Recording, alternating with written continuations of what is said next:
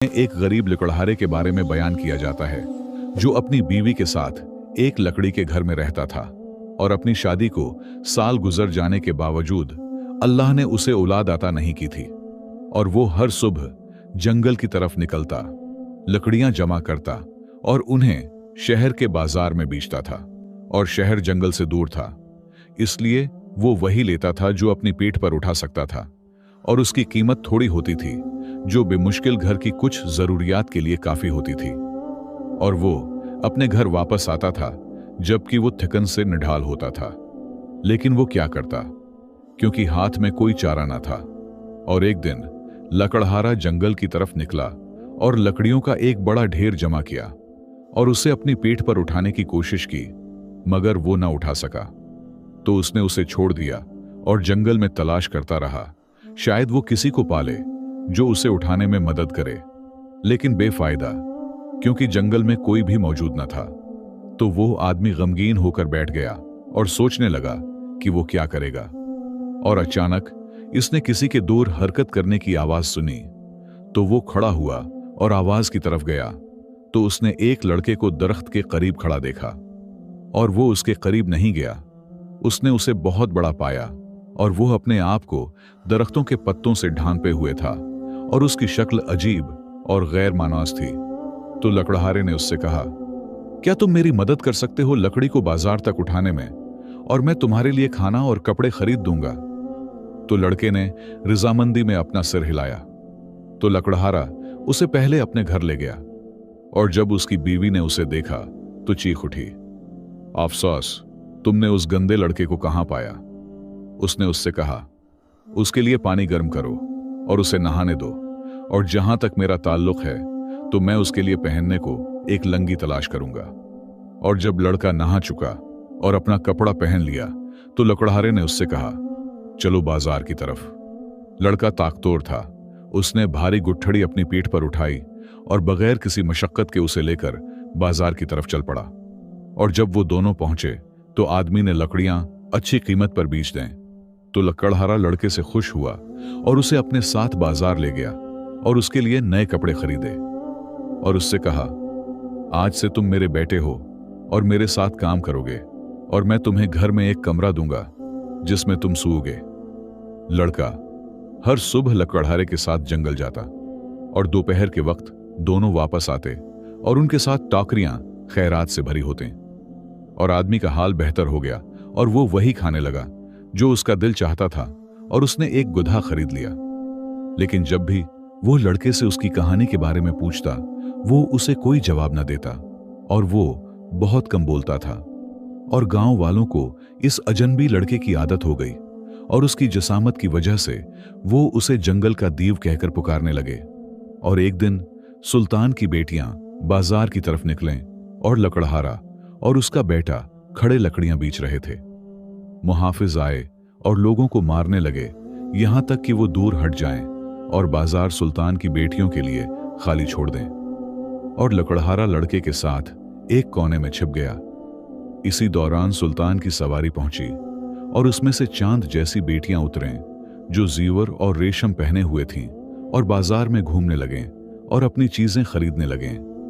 और लड़का उन्हें दौर से देख रहा था, और जब उसने छोटी शहजादी को देखा तो उसके हुस्न की शिद्दत से उसका होश उड़ गया और वो अपनी छपने की जगह से निकल आया और उसकी तरफ लपका। तो मुहाफिज उसकी तरफ गए और उसे करीब आने से रोकने की कोशिश की, लेकिन वो उसे उसकी जगह से हिला न सके।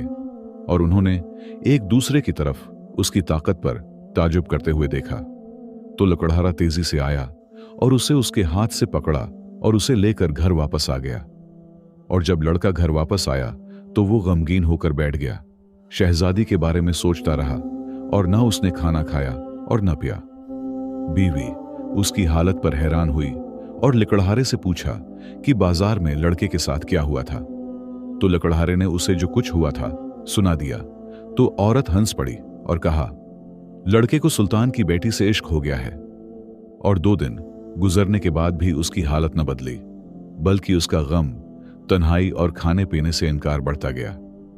तो औरत ने लकड़हारे से कहा, हम उसके साथ क्या करेंगे? क्या हम उसे छोड़ देंगे?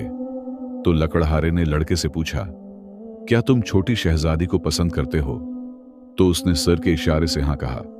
फिर उसने उससे कहा, और क्या तुम उससे शादी करना चाहते हो? तो लड़का मुस्कुराया और सर के इशारे से रजामंदी जाहिर की।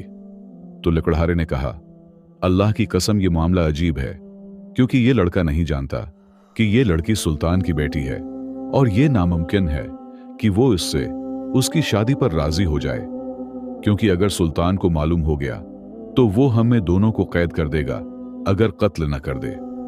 लेकिन मैं उसे इस हालत में नहीं छोड़ूंगा और मैं जो कर सका करूंगा, क्योंकि लड़के ने हमारे साथ काम में कोई कमी नहीं की और जिस दिन से वो हमारे पास आया है हमारे हालात बेहतर हो गए हैं। और उसे राजी करने के लिए मैं सुल्तान के पास जाऊंगा ताकि उसे मालूम हो कि मैंने उसकी ख्वाहिश पूरी करने की कोशिश की है। और सुबह के वक्त लकड़हारा महल की तरफ गया और सुल्तान के पास दाखिल होने की इजाजत चाही।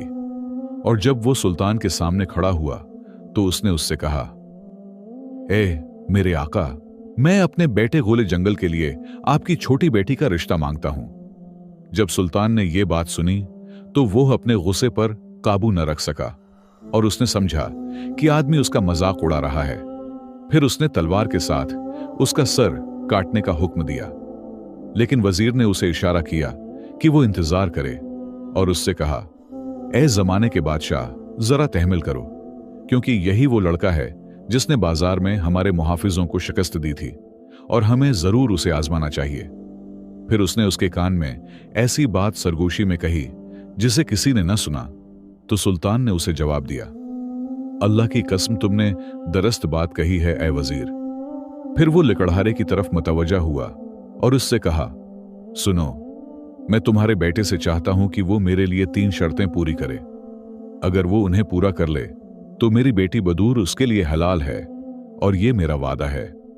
लेकिन अगर वो एक शर्त में भी नाकाम हुआ तो वो हर दिन आएगा और उस्तबल साफ करेगा और घोड़ों की लीद जमा करेगा सुबह से शाम तक। और अगर उसने इनकार किया तो मैं उसे ऐसे कैद खाने में डाल दूंगा जिसमें रोशनी दाखिल नहीं होती, क्योंकि उसने बेहयाई की और मेरी बेटी को देखा। क्या तुमने समझ लिया? लकड़हारे ने मुश्किल से अपना लुआब निगला और रजामंदी में सर हिलाया। वजीर ने कहा, पहली शर्त यह है कि तुम्हारा बेटा सुल्तान के पास अंगूर का एक गुच्छा लाए जिसमें से दरबारी और सिपाही खाएं और वो खत्म ना हो। लकड़हारा हैरान रह गया और वो बोलना चाहता था, लेकिन अल्फाज उसके गले में उटक गए और वो अपने घर लौट आया और उसका दिल खौफ की शिद्दत से करीब था कि निकल जाए। और उसने अपने बेटे से कहा, अफसोस तुम पर, तुमने खुद को सुल्तान के साथ मुसीबत में डाल दिया है और अगर तुमने उसकी शर्तें पूरी न की तो वो तुम्हें बदबूदार उस्तबलों में गुलामों की तरह काम करवाएगा, न खाना न माल। लेकिन लड़के ने उससे पूछा, सुल्तान मुझसे क्या चाहता है कि मैं करूं? लकड़हारे ने जवाब दिया, अंगूर का एक गुच्छा जिसमें से पूरा महल खाए और वो खत्म ना हो, और ये चीज मौजूद नहीं और कोई भी उसे ला नहीं सकता। लड़के ने कहा, फिक्र न करो, मैं आज रात जंगल जाऊंगा और वहीं रात गुजारूंगा और फज्र के वक्त तुम्हारे पास आऊंगा और मेरे साथ वो चीज होगी जो उसने मांगी है। लकड़हारे ने गुमान किया कि जंगल का गूल भागना चाहता है और उसने अपने दिल में कहा, काश मैं सुल्तान के पास न गया होता और अपने हाल पर ही रहता। मैं तो बस एक गरीब आदमी हूं। और वो पूरी रात अपने बस्तर पर करोटें बदलता रहा, हल के बारे में सोचता रहा और सो न सका। और फज्र के वक्त उसने दरवाजा खुलने की आवाज सुनी और लड़का अंदर दाखिल हुआ और उसने उसके सामने एक थाली रखी जिसमें अंगूर का एक गुच्छा था जिसके दाने काले थे। और उसने लकड़हारे से कहा, उठो ए मेरे बाप, और उसे लेकर सुल्तान के पास जाओ। लकड़हारे ने थाली उठाई, जबकि वो जो देख रहा था उस पर यकीन नहीं कर पा रहा था, और वो महल की तरफ चल पड़ा, एक कदम आगे बढ़ाता और दूसरा पीछे हटाता हुआ, जबकि वो खौफजदा था। यहां तक कि वो महल पहुंच गया तो सुल्तान ने उसे दाखिल होने की इजाजत दी और वजीर इसके पहलू में था। और जब उसने अंगूर देखे तो वो अपने आका के सामने झुक गया और उसके कान में सरगोशी की, उसमें कोई शक नहीं कि लकड़हारा हमारा मजाक उड़ा रहा है। सुल्तान ने जवाब दिया, हम देखेंगे और इस पर अफसोस हो अगर वो झूठ बोल रहा हो। तो सुल्तान ने अंगूर का एक दाना लिया और उसे चखा, तो उसका जायका उसे पसंद आया। तो उसने अंगूर खाए यहां तक कि सैर हो गया, और जब भी वो एक दाना खाता उसकी जगह एक और निकल आता, और वो हैरान हुआ जब उसने देखा कि गुच्छा पूरा का पूरा है और उसमें से कुछ भी कम नहीं हुआ। उसने शदीद शर्मिंदगी महसूस की और कहा, इस लकड़हारे का बेटा मुझ पर गालिब नहीं आएगा। तो उसने थाली वजीर की तरफ बढ़ाई, जिसने खाया यहां तक कि उसका मादा भर गया और अंगूर फिर भी मौजूद थे। और उसने कहा, ऐ मेरे आका, अब मैं खाने की ताकत नहीं रखता। सुल्तान गजब में आ गया और वजीर से कहा, यह तुम्हारी तदबीर है ए अहमक, जाओ उसे ठिकाने लगाओ और अंगूर खाली करो। तो वजीर ने दरबारियों को बुलाया, फिर खादिमों और लौंडियों और बावर्चियों को, और महल में जो भी था सबने खाया। और आखिर में वजीर ने एतराफ किया कि अंगूर को खत्म करना मुमकिन नहीं। और वजीर ने लकड़हारे से कहा, अच्छा, तुम्हारे बेटे ने पहली शर्त पूरी कर दी और वो आसान थी, दूसरी शर्त ज्यादा मुश्किल होगी। सुल्तान तुमसे एक उखरूट चाहता है जिसके अंदर कालीन हो, जो महल के दालानों को बिछा दें और बढ़ते जाएं, वो कालीन हो। लकड़हारा हैरान और परेशान अपने पांव घिसेटता हुआ वापस आया, और जब उसने अपने बेटे को देखा तो उसे जो कुछ हुआ था बता दिया, और सुल्तान की दूसरी शर्त भी। फिर उसने उससे कहा, हम अपनी जरूरत का सामान जमा करेंगे और इस जगह से निकल जाएंगे, यही वाहद हल है और भागने के सिवा कोई चारा नहीं। तो लड़के ने अपना सिर दाएं और बाएं हिलाया और एक लफ्ज बोले बगैर जंगल की तरफ चला गया। लकड़हारा हैरत से सोचने लगा, वो नालायक वहां क्या करेगा, क्योंकि इस मसले का कोई हल नहीं सिवाय उसके कि जिन उठे हों और हमारे पास सुलेमान की अंगूठी ले आएं। और सुबह के वक्त लड़का वापस आया और उखरूट ले आया। तो उसके बाप ने उसे लिया और महल की तरफ गया और उसे सुल्तान के सामने पेश किया। सुल्तान ने उसे 2 हिस्सों में तोड़ दिया और उससे कहा, कालीन कहां है ए आदमी।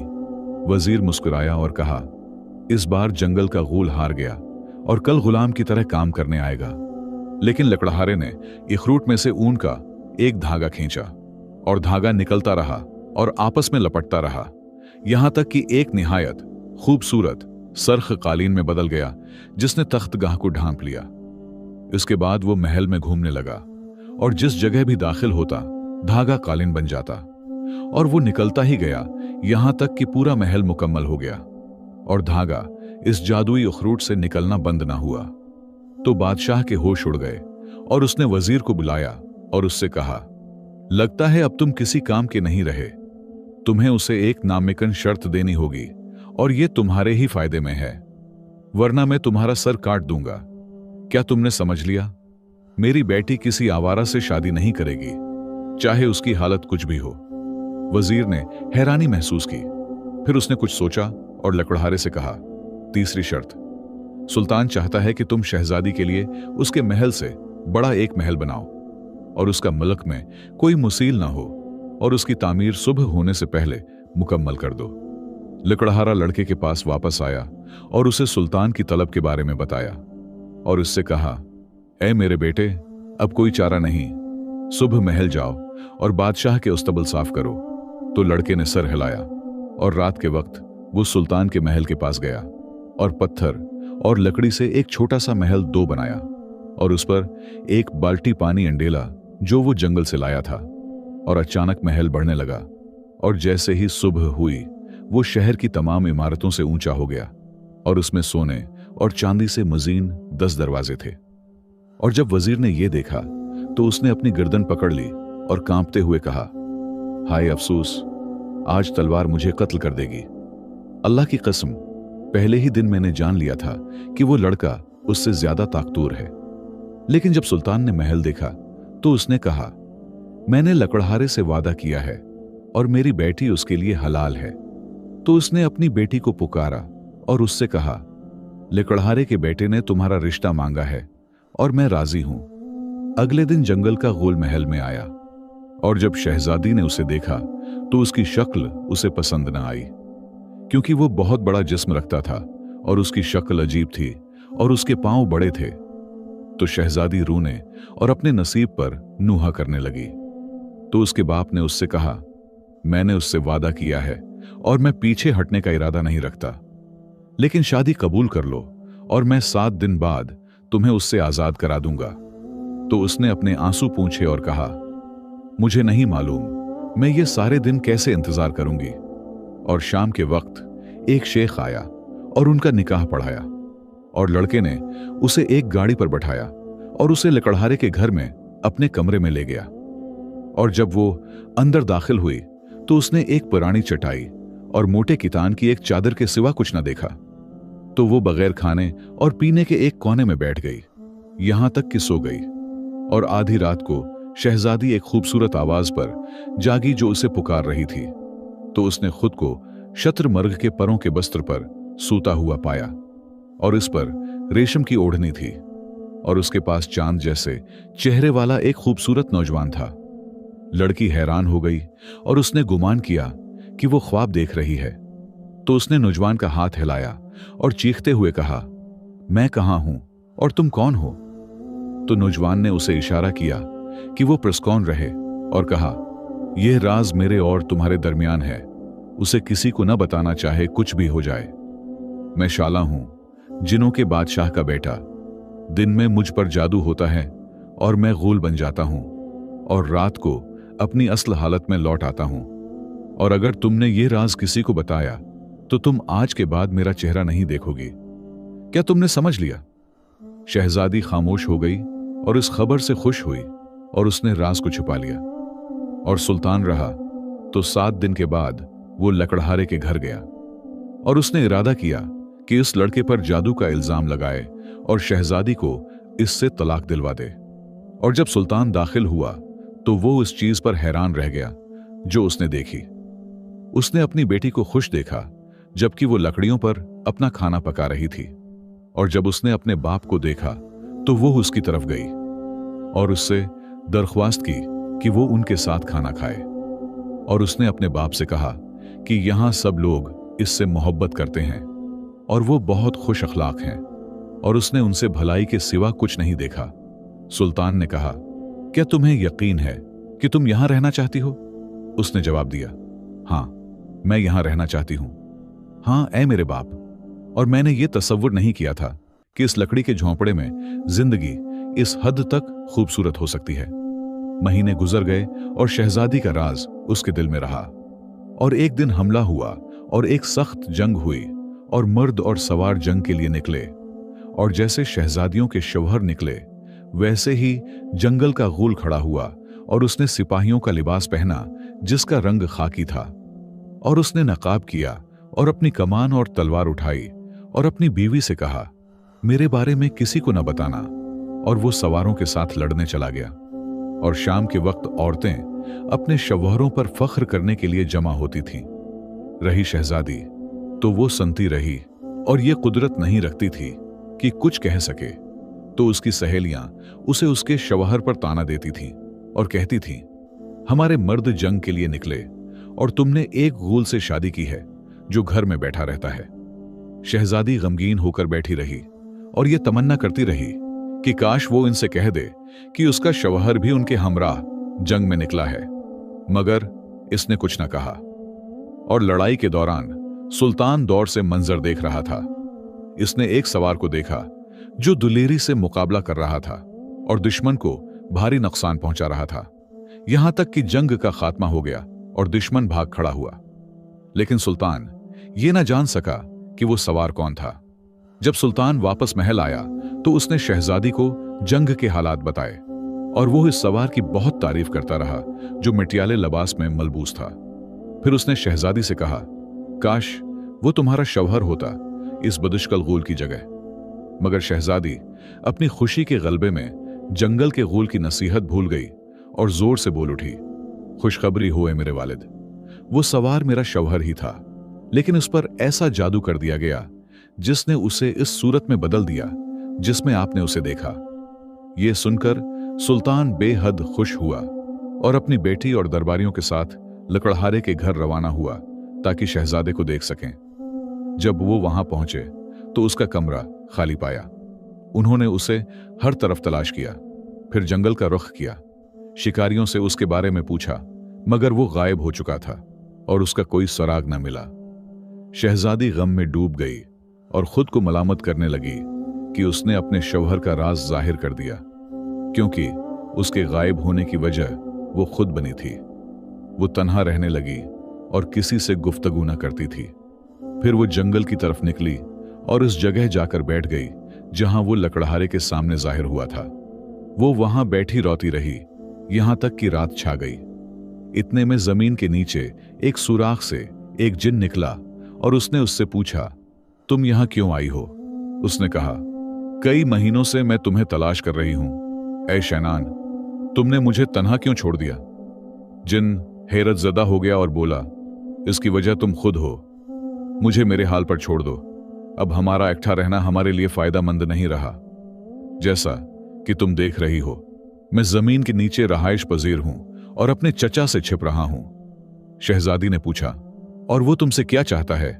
उसने जवाब दिया, मेरे वालिद के इंतकाल के बाद मेरे चचा ने मुझे खत्म करने और सल्तनत पर कब्जा करने के लिए मेरे खाने में सियाह जादू मिला दिया, लेकिन अल्लाह ने मुझे बचा लिया, क्योंकि एक तावीज की बदौलत जो मैं अपनी गर्दन में पहने रखता हूं, रात के वक्त इस जादू का असर जायल हो जाता है।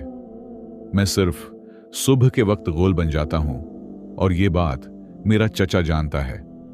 दिन के वक्त में बोलने की ताकत नहीं रखता और मेरी शक्ल बदल जाती है, लेकिन रात को मैं अपनी असल सूरत में वापस आ जाता हूं। इसी तरह मैं जिन्नात की कहना के पास गया और वो 3 नामुमकिन शर्तें पूरी की जो तुम्हारे वालिद सुल्तान ने मुझसे मांगी थीं, और अपने चचा के खौफ से मैंने तुम्हें वसीयत की थी कि राज जाहिर न करना, ताकि ये बात सल्तनत में न फैले और वो कमीना मेरी कहानी न सुन ले।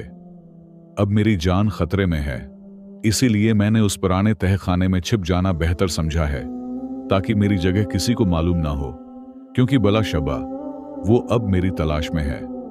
और मैं तुम्हें नसीहत करता हूं कि तुम अपने वालिद के महल वापस चली जाओ, क्योंकि अब तुम्हारा मेरे साथ रहना मुमकिन नहीं रहा। ये कहकर उसने उसे छोड़ दिया, तहखाने में उतर गया और नजरों से ओझल हो गया। शहजादी उसे आवाजें देती रही, मगर कोई फायदा ना हुआ। चुनांचा वो गमजदा हालत में अपने वालिद के महल वापस लौट आई और अपने किए पर पशेमान थी। कहानी यहीं खत्म हो जाती है।